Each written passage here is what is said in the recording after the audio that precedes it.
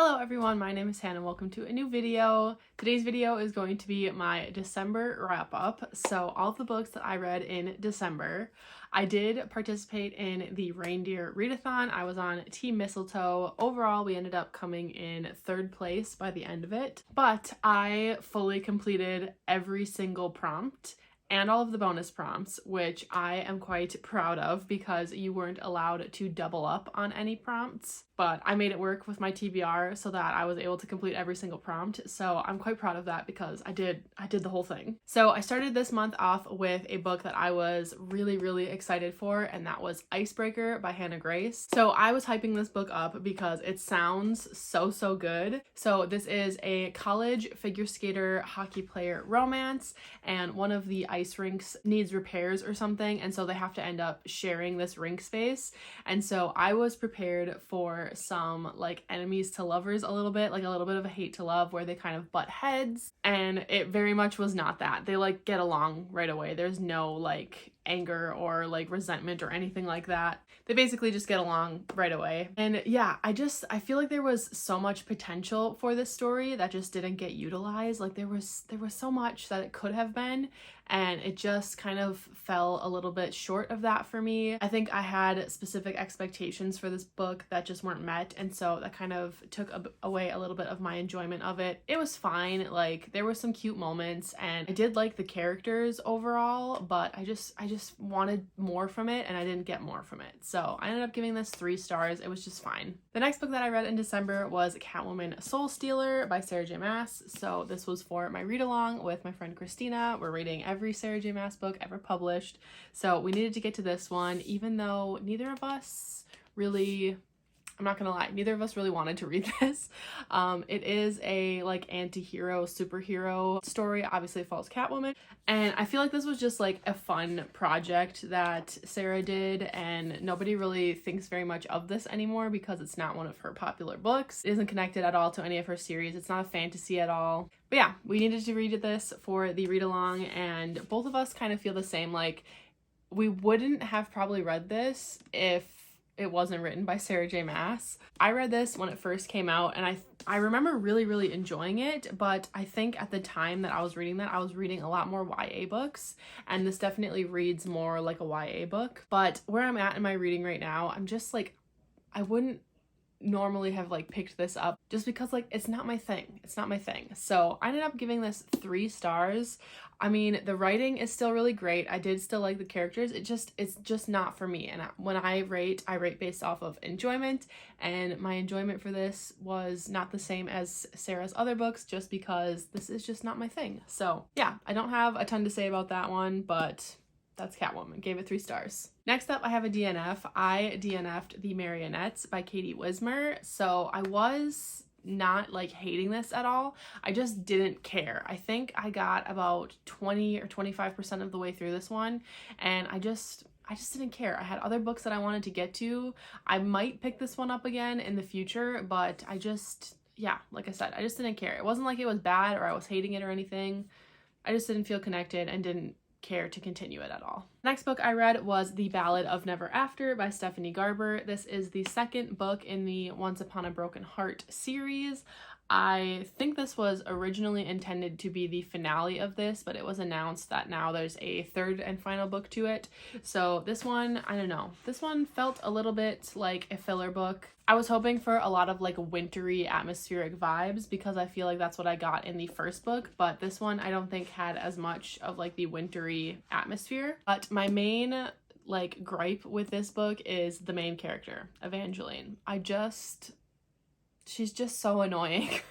I really like Jax, the love interest, the main male character. Really like him. Wish that this was written in his perspective because I think I would enjoy it way more. But yeah, Evangeline is just like super annoying to me. There were so many times where I just was like rolling my eyes at her, and yeah, I don't have a ton to say about this one. I gave it 3 stars. It was fine. I'll still read the final book, I think, but it was just like perfectly average. All right, next up, I have a bunch of Christmas romances. So obviously, it being December, I was in the mood for some like festive books, and then I was also in a huge romance reading mood. So Christmas romances were my jam in December. I read so many of them. I did a whole reading vlog reading like, I don't know, like 6 or 7 Christmas romances, and I had the best time, even though some of these were not my fave. The first book that I read for that vlog was Love Light Farms by B.K. Borison, and this, I feel like, had so much hype surrounding it. Everybody was loving this book, and I went in thinking like it was the perfect setup for a Christmas romance. It is a friends to lovers fake dating situation set on a Christmas tree farm. At least that's what it's pitched as. Now, did we get that? Not really. So basically this, I don't even remember her name, but this girl like owns a Christmas tree farm, and she enters into this competition to get like a travel blogger or something like that, some social media person to come. And in her application for this, she says that she runs this Christmas tree farm with her boyfriend, except she doesn't have a boyfriend. And so when this person is going to come to her Christmas tree farm, she ends up like needing to find a boyfriend. So she asks her longtime best friend to fake date her and pretend to be her boyfriend. There's just like, again, so much potential for this that just fell really flat. First of all, the fake dating aspect was like they started fake dating and then immediately were like, what if we don't fake date? What if we just date for real? And it was just like, that's not how you do fake dating. There has to be like the like turmoil of like, is this pretend, or like, oh my gosh, why do I have these like romantic feelings for my friend? I don't want to ruin our friendship kind of thing. And that's just not what we got. And it says friends to lovers, except these two were just like clearly in love with each other from the start and have been in love with each other for 10 years and just haven't said it. And they don't even act like friends. They acted like they were in a relationship without actually putting the label on it. So it just was not well done, in my opinion. Those tropes were not well represented. I know people ended up loving this book, but I was not one of those people. I gave it 2 stars, and I think it was really disappointing. It was a huge letdown, so moving on. The next book I read was How the Grump Saved Christmas by Claire Kingsley. This is another Christmas tree farm romance, and it was one that I picked up on a whim because my like Kindle screen, you know how like sometimes it recommends books to you based on your reading, that popped up and I was like, sure, why not? So I picked that one up thinking maybe this will be the Christmas tree farm romance that I wanted from Love Light Farms, and I ended up really enjoying this one. It is kind of like a cheesy Hallmark movie, not quite as cheesy as the Hallmark movies, but there was a lot of cheese to it, but I really enjoyed that. That's kind of what I wanted from it. And it was very, very Christmassy. The Christmas tree farm setting was well utilized, which I don't feel like it was in Love Light Farms. I know I'm comparing the two, but it's because I read them back to back and they have like a similar premise. But this one is set on a Christmas tree farm, and there is an ex-boyfriend who is like a big city guy now, businessman guy, coming back and wanting to buy this Christmas tree farm to like put big like tech company up there or something like that. And the girl is the one who owns the Christmas tree farm, and she's like very against it. She lives in the small town and thinks that it adds to like the charm of this small town, and it's basically one of those kinds of stories, and I ended up really liking it. I gave it 4 stars. The next book that I picked up was A Very Merry Bromance by Lyssa Kay Adams. This is the 5th book in the Bromance Book Club series, which I read, I think last year or the year before. This is like a kind of Grumpy Sunshine, but reverse Grumpy Sunshine. So the girl is the one who does not like Christmas. She is an immigration lawyer. The main guy is a country music star, and he needs to find a muse. But yeah, the 2 main characters have a one-night stand, and then they don't see each other for a very long time, and then they end up like getting thrown back together. Honestly, this one wasn't like super memorable to me. I did give it 4 stars, but now after sitting with it for a while, it's probably like a 3, because honestly I can't remember too much about it. So it was okay, I guess. I don't know. I don't remember a ton about it because it just, like I said, wasn't super memorable. The next Christmas romance that I picked up, I actually DNF'd, and that was Window Shopping by Tessa Bailey. I think I got about 20% into this one, and it was so cringy and so like unrealistic and insta-lovey, and I don't know. I was not vibing with it at all, and I was like, I've got too many Christmas romances that I want to get to that I'm not wasting my time on one that I am not enjoying. So I DNF'd that one. And then I picked up The Mistletoe Motive by Chloe Leese. I'm not exactly sure if that's how you say her last name, but this was so good. This was everything that I wanted in a Christmas romance. It is a hate to love situation. Basically, it's like if The Hating Game and You've Got Mail had a baby on Christmas Day, that is this book. It's super short. It's like 180 pages, and for a book that's that few pages to have the perfect development for a hate to love romance, where I didn't feel like it was rushed. It didn't feel like we moved too quickly through the from hate to love, where you could kind of see they don't get along at the beginning and they don't like each other, and then they start to sort of get along because they have to, but there's also this competition aspect, and then they start to develop feelings for each other, and then that becomes more and more, and oh my god, it was so good. So this follows Gabriella and Jonathan, and they both work at a bookstore, an independent bookstore, and it's struggling, and so they have to work together to try to save this bookstore right around the Christmas season, and they kind of have a little bit of a competition going on who can help the bookstore the most. And oh my god, it's so good. I read this twice in December, and oh my god, it was amazing. I know that I will reread this every single December because it was just so good. The second time I went through and I annotated in it because I just love it so much. So definitely my favorite of my Christmas romances, but honestly one of my favorite romances in general.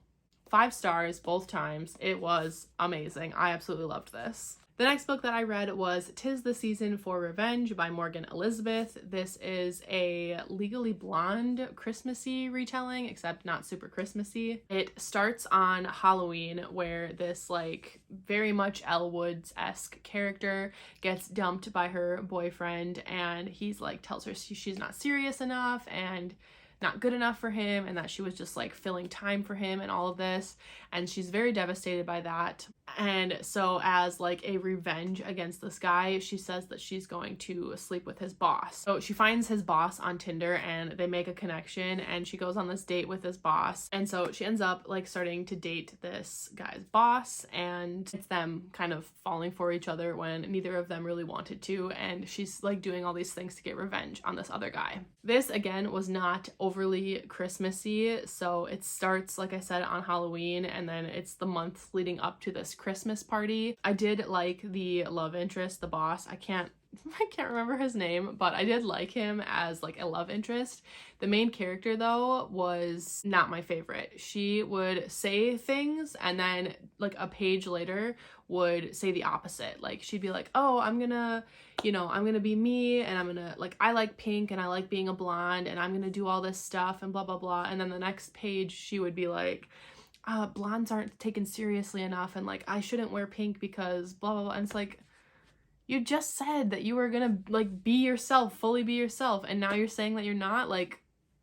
I did like the spice in this book though. It was a fun time, so I ended up giving this one 3 stars. It was pretty good. The next 2 Christmas romances that I read were both by Cody Hall. So the first one is Nick and Noelle's Christmas Playlist, which I DNF'd. I did not get very far into that one. I think I was only 15% of the way into that one, and I just was not enjoying it, so I DNF'd that one, and then I jumped into There's Something About Mary, which again I also did not really enjoy. I did finish this one. I mean, I skimmed the last little bit there because I just lost complete interest, but I read probably 85% of it, and then by that point I was all right, whatever. So I just kind of skimmed reading the end of it.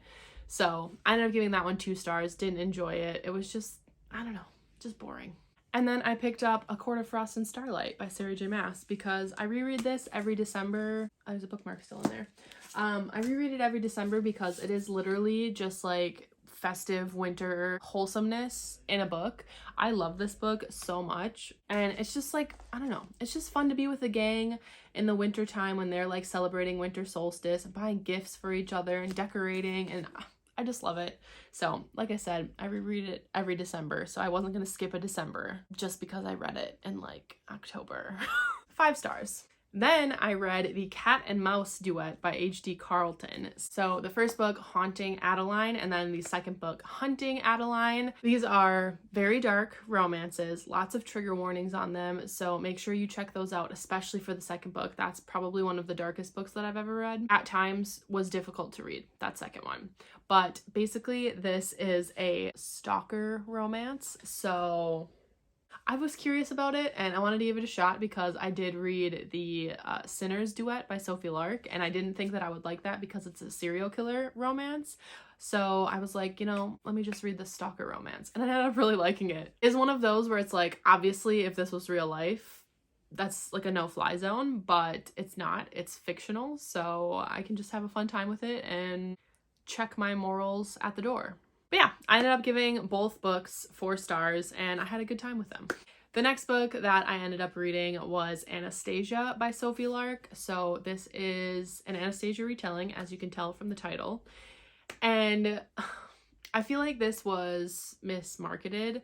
It, to me, was pitched as a spicy enemies to lovers Anastasia retelling, and it's just not that. Like, that is not the main point of this. It is very much a historical fantasy. And we start the book with Anastasia as like an 11-year-old child, and she does not turn like 18, like she doesn't become an adult until like 65% of the way through the book.